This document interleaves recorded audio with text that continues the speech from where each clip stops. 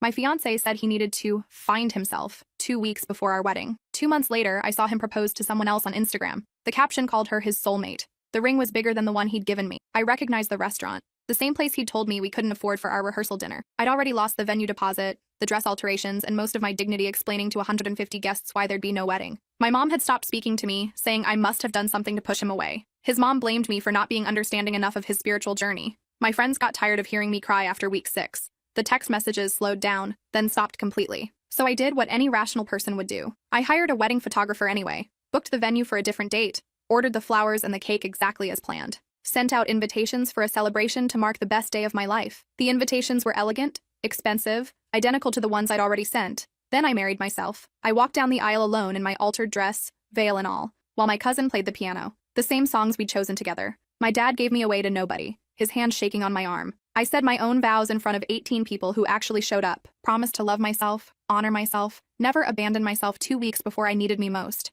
I slipped a ring on my own finger and kissed my own hand. The photos were beautiful, professional, romantic, completely sincere. I posted them everywhere with captions about finally finding my soulmate, about how I'd been looking in all the wrong places when she was right there in the mirror, about how the best relationship I'd ever have was with myself. His family called it a cry for help. My mom called it the most embarrassing thing she'd ever witnessed. His friends sent screenshots to him, probably laughing over beers. I didn't care. For the first time in months, I felt lighter. I felt free. But then something strange started happening. Women I'd never met began messaging me, hundreds of them at first, then thousands of them, each one sharing a story about a man who'd left them shattered, then moved on immediately like they'd never existed. Each one asking how I'd found the courage. Each one saying they wish they could do the same thing. Companies reached out wanting to sponsor my self-love journey. A lifestyle brand offered me money to promote their products. A publisher offered a book deal about modern relationships and radical independence. Morning shows wanted interviews. Podcasts wanted my story. The money started coming in, more than I'd ever made as a dental hygienist. I quit my job and started speaking at events, talking about betrayal and rebirth and choosing yourself when everyone else chooses to leave. The invitations kept coming. The checks kept clearing.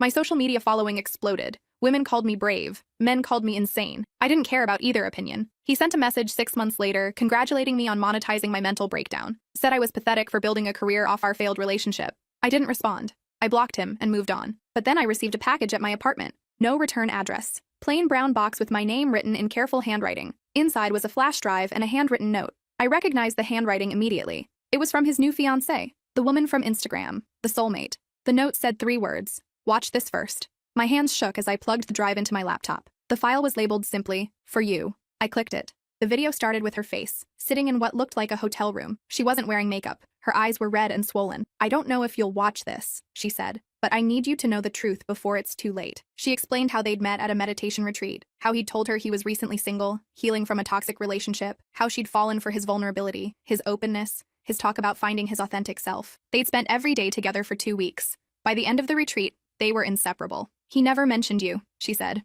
Not once. I didn't know about the wedding until I saw your posts online. She paused, wiping her eyes. At first, I thought you were crazy. Some bitter ex making a spectacle. But then I started noticing things. The lies came slowly at first. Small inconsistencies about where he'd been, who he'd been with, then larger ones. Money disappearing from her accounts. Charges on her credit cards she didn't make. He'd convinced her to add him to her bank account because they were building a life together. He'd moved into her apartment because his lease was ending, and why pay for 2 places when they were getting married anyway? I confronted him last week, she said. He denied everything. Then I found the others. My stomach dropped. She'd hired a private investigator after finding a second phone in his car. The investigator discovered he'd been engaged to another woman before me, and another one before her. 5 engagements in 8 years, each one ending right before the wedding, each woman left with nothing but debt and broken dreams. He targets women with savings, she explained. Women with good credit, stable jobs, family money. He gets access to everything, then disappears right before the wedding when the deposits are lost and the damage is done. The video showed bank statements, screenshots of messages, photos of him with different women, each one wearing an engagement ring, each one looking blissfully happy, each one completely unaware they were part of a pattern. I've contacted the others, she continued. We're building a case. But I wanted you to know because you're the one who got away. You're the one who didn't let him destroy you. You turned your pain into something powerful. She leaned closer to the camera. There's more. He's been watching your accounts, tracking your speaking engagements, monitoring your income. I found notes in his desk drawer. Plans. He's going to try to come back into your life, probably with some story about making amends, seeking closure. But really, he wants access to what you've built. The video ended with her email address and phone number. A message appeared on screen. Call me. We need to talk. I sat in silence for several minutes, staring at the blank screen where her face had been. My hands were still shaking. Then I called the number. She answered on the first ring, like she'd been waiting. Thank you for watching, she said, Her voice sounded different than in the video, steadier. How long have you known? I asked. About him? 2 months. About you? Since the beginning. I recognized you from the self-wedding photos. I thought you were brave. Turned out you were smart. We talked for hours that night. She told me her name was Natasha. She was an accountant, methodical and precise,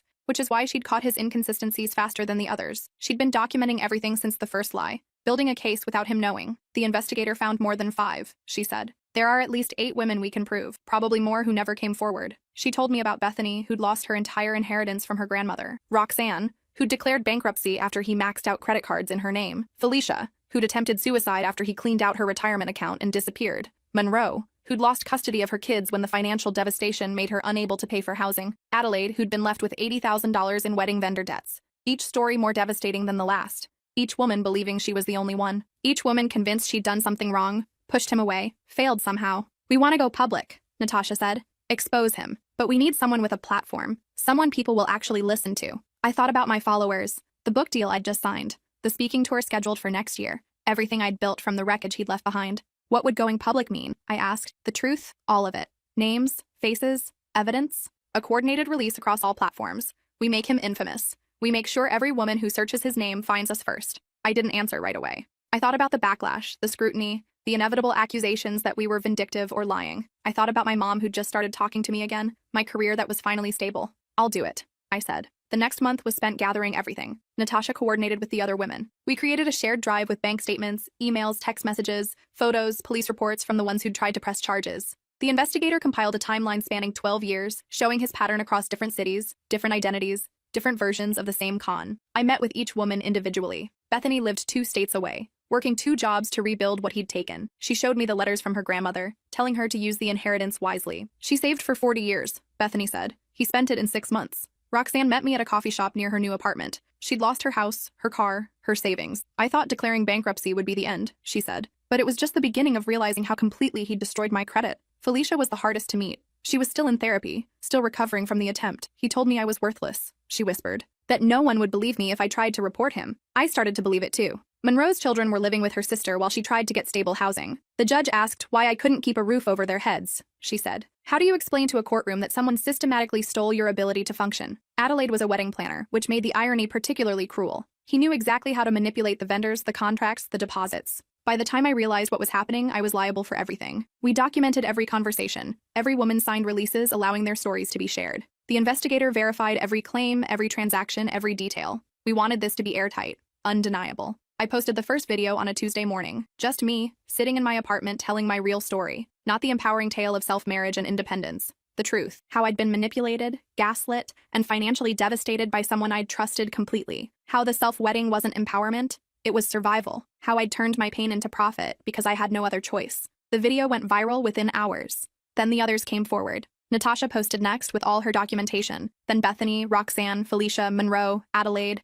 6 women, 6 videos, 1 coordinated release. The comments section filled with thousands of women sharing similar experiences. Women who'd been engaged to men who vanished. Women who'd lost money to romantic partners. Women who'd been called crazy when they tried to warn others. But there were other comments too. People calling us liars. Saying we were vindictive exes trying to ruin an innocent man's life. That we'd coordinated this to extort him. That our evidence was fabricated. The story was picked up by local news first, then national outlets. Investigative journalists started digging. They found more women. Women who hadn't come forward because they were ashamed or scared or convinced no one would believe them. The total count reached 11 women. Over $600,000 stolen. A trail of destruction spanning 15 years across 6 states. He tried to disappear. Changed his number, deleted his social media, moved out of Natasha's apartment in the middle of the night, leaving only his clothes and a note that said, "You're all insane." But the internet is forever, and his face was everywhere. Every search of his name brought up our videos, our evidence, our warnings. Then my lawyer called. "He's suing you," she said. "Defamation. He's claiming everything you said is false and that you're leading a coordinated harassment campaign against him." The lawsuit demanded $2 million.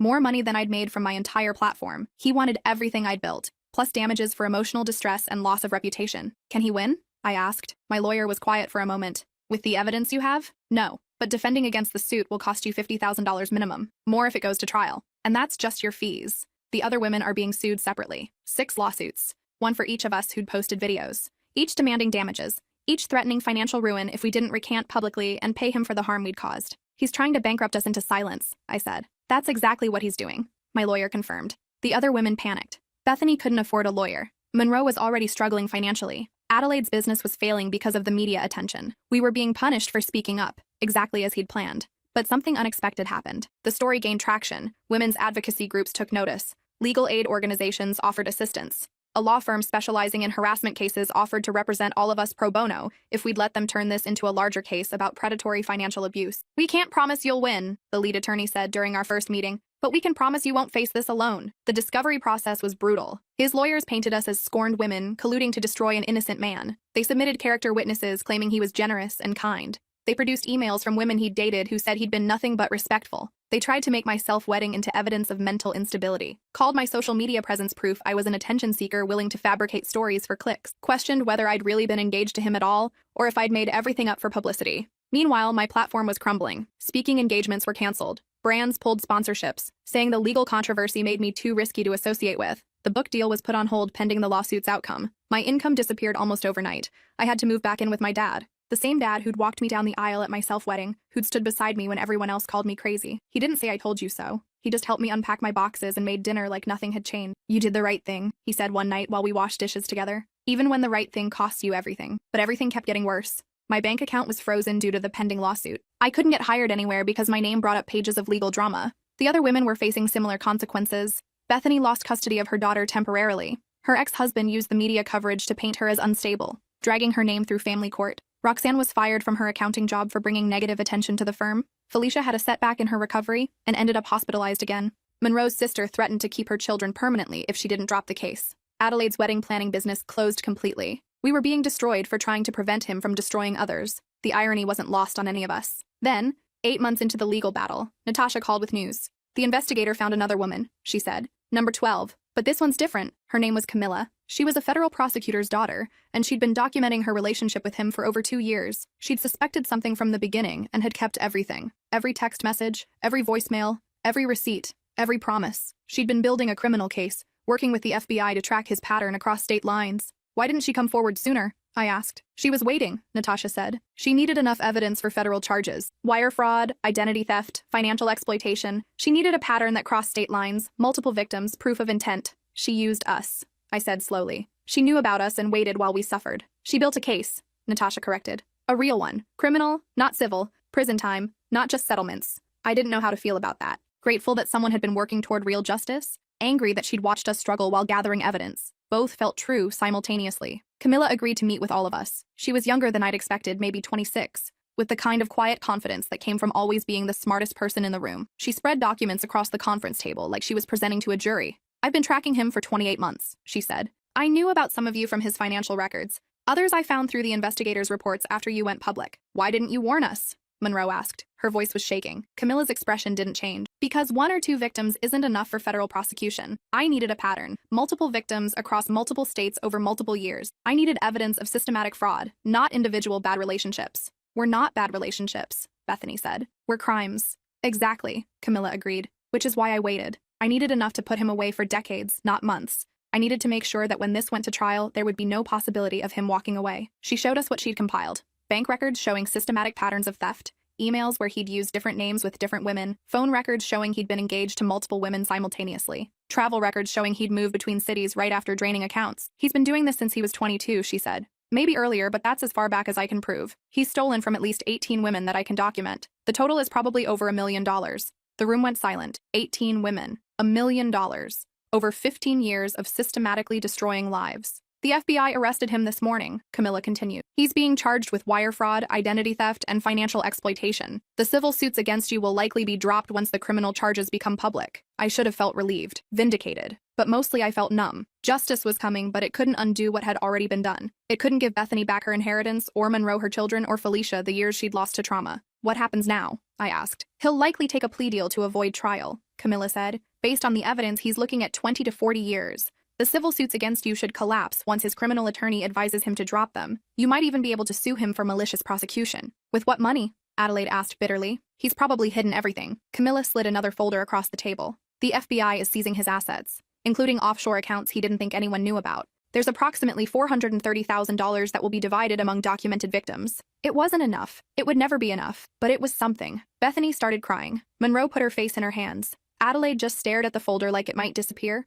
2 days later, his lawyers dropped the defamation suits against all of us. A week after that, he took a plea deal. 25 years in federal prison, restitution to be paid from seized assets. A permanent record ensuring he'd never access credit or bank accounts without oversight again. The media coverage shifted. Suddenly, we weren't vindictive exes. We were survivors. Brave women who'd exposed a predator. The same outlets that had questioned our credibility were now praising our courage. But the damage was already done. My social media following had dropped by 60% during the lawsuit. The book deal was officially canceled. Speaking engagements had dried up. I'd spent 8 months unemployed, living with my dad, watching my savings evaporate on legal fees despite the pro bono representation. The other women were in similar situations. Bethany was still fighting for custody. Roxanne was working retail after losing her career. Felicia was in intensive therapy. Monroe had her kids back but was living in a shelter. Adelaide had declared bankruptcy. We'd won, but winning looked a lot like losing. Natasha organized a dinner after the sentencing. All of us together for the first time without lawyers or cameras or purposes beyond just being together. We met at a small restaurant far from anyone who might recognize us.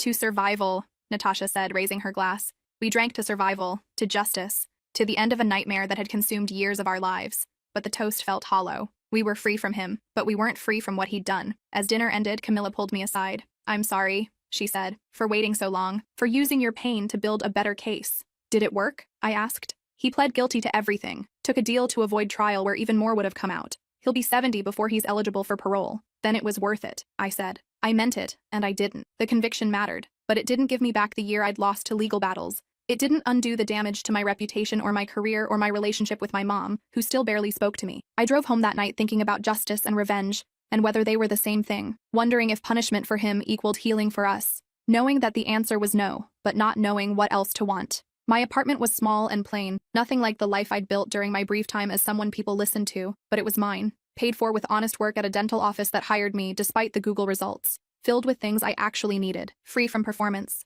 I made tea and sat on my balcony watching the city lights. Tomorrow I'd go back to work, clean teeth, take x-rays, listen to people complain about flossing. It wasn't glamorous, it wasn't meaningful, but it was real. My phone buzzed. A message from Bethany. She'd gotten full custody back. Monroe had found stable housing. Roxanne had been hired at a nonprofit. Felicia was celebrating 6 months of stability. Adelaide was consulting for a legal firm on financial abuse cases. We were all rebuilding, slowly, painfully, imperfectly, taking the pieces he'd shattered and making something new. Another message came through, from an unknown number, just a photo. Him in an orange jumpsuit, looking hollow and defeated. Below it, a message from Camilla. Thought you'd want to see. I looked at the photo for a long time, tried to feel something. Satisfaction, vindication, relief. But mostly I felt tired. Tired of carrying this. Tired of letting him occupy space in my thoughts. Tired of defining myself by what he'd done. I deleted the photo, blocked the number, made a choice right there to let it go. Not forgive, not forget, but release. Release the anger that had fueled me for so long. Release the need for his suffering to match mine. Release the hope that his punishment would somehow make me whole. Because wholeness didn't come from convictions or sentences or revenge. It came from choosing yourself, over and over, even when choosing yourself meant walking away from the fight. The wedding dress still hung in my closet, preserved from the self-marriage ceremony. I pulled it out and looked at it one final time. Remembered walking down that aisle alone, feeling simultaneously ridiculous and powerful. Remembered the laughter and the pity, and the way I hadn't cared because I was surviving the only way I knew how. I donated the dress to a charity shop, along with the veil and the photos and the version of myself who'd needed that performance to feel valuable. That chapter was over. Months passed. I settled into a routine that didn't involve court dates or lawyers or journalists asking for comments. Work, therapy, dinners with my dad, occasional coffee with the other women who understood without needing explanation. My mom finally called one afternoon. She'd seen the news about his sentencing. I'm sorry, she said, for not believing you sooner. It's okay, I said. But it wasn't. Not really. Some wounds don't heal completely just because time passes. I was embarrassed, she continued, by the wedding, by the posts. I thought you were having some kind of breakdown. I didn't understand that you were fighting to survive. We talked for over an hour. It didn't fix everything, but it was a beginning. My cousin called a few weeks later. She was getting married. I know it might be hard, she said, but I'd really love it if you came, maybe stood beside me. I thought about saying no, about protecting myself from the memories and the comparisons and the inevitable questions, but I also thought about how she'd played piano at my self-wedding when everyone else called me crazy. I'll be there, I said. The wedding was beautiful, small and simple and real. I stood beside her and held her flowers and tried not to think about my own almost wedding, about the dress I'd worn and the vows I'd said and the man who'd left me shattered. At the reception, someone asked if I was married. I almost told them about the self-wedding, about the viral videos and the platform I'd built and lost, but instead I just said, no, but I'm doing okay, because I was. Not healed, not whole, but okay. Making peace with the fact that survival doesn't look like triumph, that healing isn't linear, that justice doesn't erase pain. I saw Natasha occasionally. She'd started a support group for financial abuse survivors. It met Tuesday nights in a community center. I went once, listening to stories that sounded like ours. Women who'd been conned, manipulated, left with nothing. You should share, Natasha said afterward. I don't know what I'd say, I admitted. The truth, she said. That it happened. That you survived.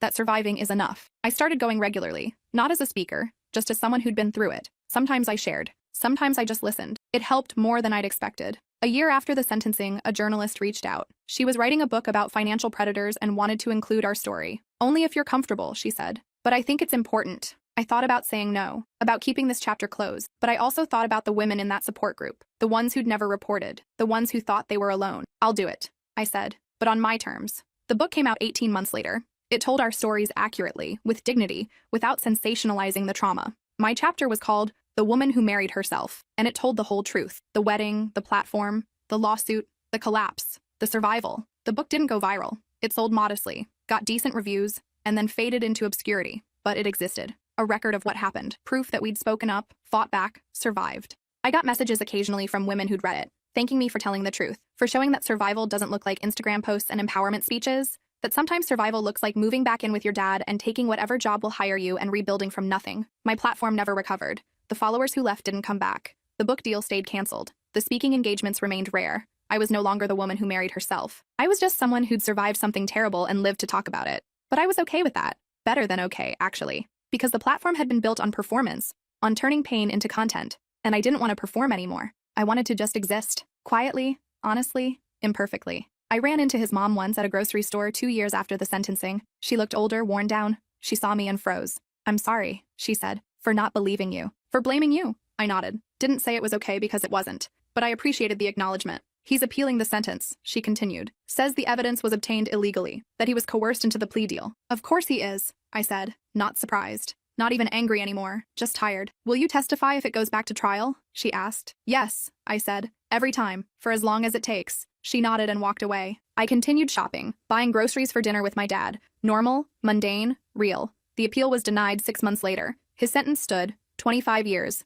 The other women and I didn't celebrate. We just acknowledged it and moved on, because that's what survival looked like. Not triumph, not victory, just continuing. Getting up each day, working, healing, connecting, building lives that didn't revolve around him or what he'd done. Bethany got remarried. Monroe's kids started calling her every night. Roxanne got promoted at the nonprofit. Felicia published a memoir about surviving. Adelaide opened a small consulting business helping people understand predatory contracts. We all rebuilt. Differently than before. Smaller, quieter, more carefully. But we rebuilt. On the 5-year anniversary of my canceled wedding, I went back to the beach where the self-wedding photos had been taken. I stood in the same spot, wearing jeans and a sweater instead of a dress. No photographer, no audience, no purpose except to remember. I thought about the woman I'd been then, desperate to prove she was okay, to show the world she didn't need him, to monetize her pain because at least that made it mean something. I understood her better now. She'd been doing her best with what she had, fighting to survive in the only way that made sense at the time, but I wasn't her anymore. I'd lost the platform and the followers and the brief moment of mattering. I'd been dragged through legal battles and media scrutiny, and the slow realization that justice doesn't heal you. I'd survived anyway, built something smaller but more solid. A life that didn't depend on performing or proving or turning trauma into content. Just a life, simple and real, and mine. My phone buzzed, my dad asking what time I'd be home for dinner, my cousin sending photos of her baby, Bethany sharing a funny story from her day. Small connections, quiet love, nothing Instagram-worthy, nothing monetizable, nothing that would make a good story. Just life. And after everything, that was more than enough. I took one last look at the ocean, then walked back to my car. The sun was setting, painting the sky in shades of orange and pink. It was beautiful. I didn't take a photo, I just watched it, present in the moment, not thinking about how to frame it or caption it or share it. Some things are meant to just be experienced. Some moments don't need documentation, some survival doesn't need an audience. I drove home, made dinner with my dad, watched a movie we'd both seen before. Normal, peaceful, real. And somewhere in a federal prison, he was serving year 5 of 25. The conviction stood. The evidence was overwhelming. The pattern was undeniable. Justice had been served, even if justice couldn't undo the damage. We'd all moved on, even if moving on looked different than we'd imagined. And I'd married myself once, in a moment of desperate defiance. But now I was just living with myself, learning to like her, choosing her every day, not dramatically or publicly, but quietly and consistently. The woman who'd walked down that aisle alone had been trying to prove something. The woman I'd become didn't need to prove anything anymore. She just needed to keep going, to show up for herself and the people she loved, to build a life worth living, not worth posting. And that, finally, was enough.